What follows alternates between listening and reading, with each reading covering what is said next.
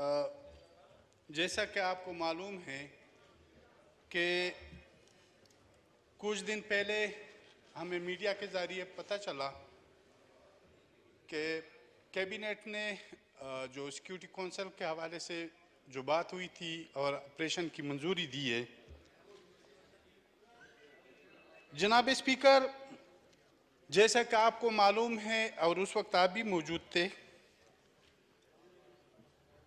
ये जब मौजूदा हुकूमत की से पहले जब 2018 के इलेक्शन हुए थे तो वहाँ पर उस गवर्नमेंट में हमें सिर्फ वोट देने के लिए इन्होंने बहुत सी ऑफरें की थी।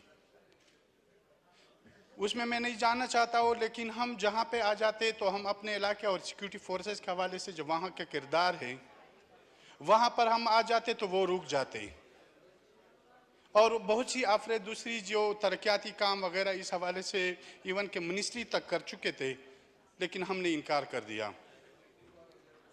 सेम इस तरह जब मैं कराची सेंट्रल जेल में था और यहाँ पे अदम एतमाद के लिए जब प्रोडक्शन आर्डर जारी हो गए, यहाँ पे मैं आया तो उस वक्त जब उस वक्त का अपोजिशन पार्लिमानी लीडरान का जो मीटिंग था उसमें मैं शरीक हुआ। इन्होंने मुझे बुलाया तो मियाँ साहब के सामने मैंने बात रखी। मैंने कहा कि मेरी कोई लालच नहीं है, कोई नाजायज़ फरमाइश मैं नहीं करूँगा कि आप उन्हें तंग करूँ। मेरा सिर्फ एक ही वाज़े मौक़िफ़ है और यही मसला है कि ये मौजूदा जो पॉलिसी है इसको तब्दील करना होगा और मौजूदा पॉलिसी को इतना जो हो चुका है बस ये काफ़ी है। ये साथ ही खालिद मकबूल सिद्दीकी साहब MKM पाकिस्तान के भी बैठे थे, मेंगल साहब भी बैठे थे और दूसरा अपोजिशन के लीडरान भी बैठे थे। तो मैंने उसे कह दिया, उसने कहा हमने इस पे बात की है और ये चीज़ आगे, क्योंकि उन्होंने कहा महाजरों का भी यही मसला है, बलोचों का भी यही मसला है, हम इस चीज़ को ख़त्म करेंगे और मैंने उनसे बात की है कि हम इस मसले को ख़त्म करेंगे। तो जनाब स्पीकर, अब फिर महंगाई, बेरोज़गारी, बदअमनी के अलावा इन्होंने फिर भी ऑपरेशनों की इजाज़त दी है। जैसा कि आपको मालूम है और आप लोगों ने इस पार्लियामेंट के फ्लोर पे कहा है कि जब इनसे मायदे करवाए जा रहे थे अफ़गानिस्तान में वफद भेज के, यहाँ पे पार्लियामेंट को, कौम को और ख़ुसूसन हमें यह भी मालूम हुआ है कि GHQ को भी एतमाद में नहीं लिया गया था। तो जनाब स्पीकर, हम एक ही ये मौक़िफ़ है हमारा कि सबसे पहले उन जर्नलों को गिरफ्तार किया जाए, उन जर्नलों को सज़ा दी जाए, वो इदारों के अंदर है या अभी रिटायर हो चुके हैं या आम वो ब्यूरोक्रेट्स जो इनके साथ राब्ते में हैं या इनके फैसिलिटेट हैं या इनको जो इलाके में वापस लेके आए हैं।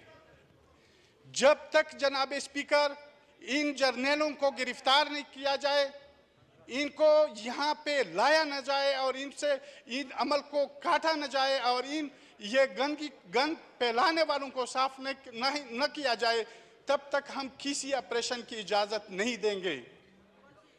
जनाब स्पीकर, मैं अपनी बात, थोड़ा टाइम मुझे देना होगा क्योंकि बहुत टाइम के बाद मैं फ्लोर पे आया हूँ। तो जनाब स्पीकर, अब फिर इन्होंने परसों वाना में ऑपरेशन किया। वाना में इन्होंने कैसे ऑपरेशन किया? जहाँ पे इनको इंटेलिजेंस बेसिस पे मालूमात थी, वहाँ पे जब ये चले गए तो उन्होंने इतना टाइम दे दिया कि वहाँ पे जो मौजूद उस घर के अंदर लोग थे वो भाग गए और दूसरे घर में घुस गए। जब वो दूसरे घरों में चले गए तो इन्होंने ऊपर से शेलिंग की उन दूसरे घरों को। उन बेचारों को तो पता ही नहीं था, उनके घर बर्बाद हो गए, उनके बंदूक को उठा के लेके गए और जो दहशतगर्द थे कुछ चले गए, भाग गए और कुछ को इन्होंने हला कर दिया। तो जनाब स्पीकर, फिर उसके बाद उन्होंने बहुत से इलाकों को यह कहा कि आप ये इलाके खाली करें, हम यहाँ पे ऑपरेशन कराना चाहते हैं। जब इलाका खाली होगा और आपके वहाँ पे पाले हुए लोग वो आपके लिए वहाँ पे ठहरेंगे, वहाँ पे रहेंगे, तो इस खौफ को एक सोचे समझे मंसूबे के तहत फैलाया जा रहा है। जनाब स्पीकर, मैं मौजूदा हुकूमत से यह अपील करूंगा, बल्कि दरख्वास्त करूंगा कि इस अमल को रोका जाए। जैसे मैंने पहले कहा कि उन लोगों को सजा दी जाए जो इसके जिम्मेदारान हैं, क्योंकि अब यह बात बहुत वाज़ेह हो चुकी है। ये लोग अब वजीरिस्तान से ज़्यादा पाकिस्तान के दूसरे सेटल एरियो में ज़्यादा आ चुके हैं, और ख़ुसूसन ये सिंध की पट्टी तो इनसे बरी पड़ी है। दरियाई सिंध के कच्चे के इलाके इनसे बड़े पड़े हैं। तो जनाब स्पीकर, हम ये कहते हैं, आओ जो हमारा मौक़िफ़ भी है कि सबसे पहले उन जर्नलों के खिलाफ कार्रवाई की जाए जो रिटायर है या आज़र सर्विस है, जो इनके पीछे है, इनको लाए गए हैं, इनको ये इलाके हवाले किए गए, और एक सोचे समझे मंसूबे के तहत इस खौफ को फैलाया जा रहा है। ठीक है, आपसे जी जनाब स्पीकर, एक मिनट मैं यहाँ पे मैं दूसरी बात यह है कि यहाँ पे जब अफगानिस्तान में रिजीम चेंज हो गई, वहाँ पे अशरफ गनी की हुकूमत चली गई और तालिबान आ गए, तो यहाँ पे आपको पता है बहुत सी खुशियाँ, मिठाइयाँ, गुलामी की जंजीरें, ये बातें की गई।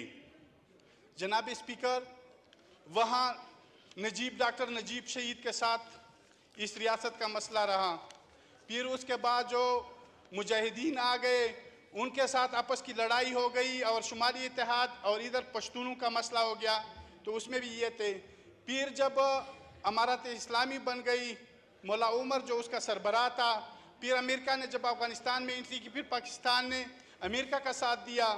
जनाब स्पीकर, उसके बाद जब अमेरिका इंटर हो गई, अशरफ करज़ई की हुकूमत आ गई, करज़ई हुकूमत के साथ यही मसला रहा। फिर उसके बाद अशरफ गनी की हुकूमत आ गई, उसके बाद भी यही मसला रहा, इख्तिलाफ रहा। अब जब इमारत इस्लामी, क्योंकि पाकिस्तान ने तो इसके लिए बहुत बड़ी मेहनत की थी, आलमी फोरम पे भी इन्होंने अपने आप को बदनाम किया था इस हवाले से, तो ये जब आ गए तो अब ये कौन सा इशू है कि अब इनके साथ इख्तिलाफ किया जा रहा है और अब बदअमनी को फैलाया जा रहा है। तो जनाब स्पीकर, हमें अपनी पॉलिसियों के ऊपर सोचना होगा। मैं वाज़ेह पैगाम देना चाहता हूँ कि हम इस ऑपरेशन की इजाज़त नहीं देंगे। Thank you. अगर ये ऑपरेशन करना चाहते हैं तो हम खड़े होंगे, हम मुज़ाहमत करेंगे, और मैं इसी पार्लियामेंट के फ्लोर पे कहना चाहता हूँ कि अगर इसमें फिर इतनी ये दम है, ताकत है, तो फिर वो आ जाए, ऑपरेशन करे। Thank you. जनाब ख्वाजा मोहम्मद आसिफ साहब। जी अली वजीर मुकम्मल कर लें, कंक्लूड कर दें। जी ठीक है। जनाब स्पीकर, हम कभी ये ख्वाजा से भी बैठे हुए हैं, हम कभी इजाज़त नहीं देंगे जब तक ये इन जर्नलों को लगाम न दे, इनको पकड़े नहीं और इनसे तफ्तीश न करे और इनको कौम के सामने न लाया जाए और इन पर मुकदमात कायम किए जाए। दूसरी बात, हमारे कोहाट के साथी जावेद खटक एडवोकेट के गाड़ी को परसों जलाया गया और उस बेचारे को धमकियाँ भी मिल रही है। कोई रज़ा खान वहाँ पे इंटेलिजेंस इदारे का कोई मुलाजिम है, वो उसे धमकियाँ दे रहे कि आप पीटीएम को छोड़ दे, दूसरे सियासी पार्टियों में आ जाए, हम आपको टिकट देंगे, फैसिलिटेट करेंगे और असेंबली तक पहुँचाएंगे। ये अमल स्टॉप होना चाहिए। इस तरह के दबाव, ये हथकंडे नहीं इस्तेमाल होने चाहिए। और साथ ही वहाँ पे एक दूसरे जो रिफ्यूजर्स है, जब अफगानिस्तान रिवोल्यूशन, जब रशिया इंटर हुई थी, उस रिवोल्यूशन के बाद जब वो यहाँ पे आए हुए, अब उनके घरों को मसमार किया जा रहा है। खुदारा लोगों को तकलीफ न दिया जाए। अब ये इसको भी मजबूर किया जा रहा है, जावेद खटक एडवोकेट को, और उनके गाड़ी को भी जलाया गया। आगे उनकी बात भी सुनी नहीं जा रही है। तो मेरी ये रिक्वेस्ट है कि इस पे तवज्जो दी जाए। साथ ही सिक्योरिटी काउंसिल की जो इन्होंने मंजूरी दी है उसको भी स्टॉप किया जाए और पहले अपने गन को साफ किया जाए। जो हमारे इदारों के अंदर या बाहर मौजूद है, सबसे पहले इस गन को साफ करना चाहिए।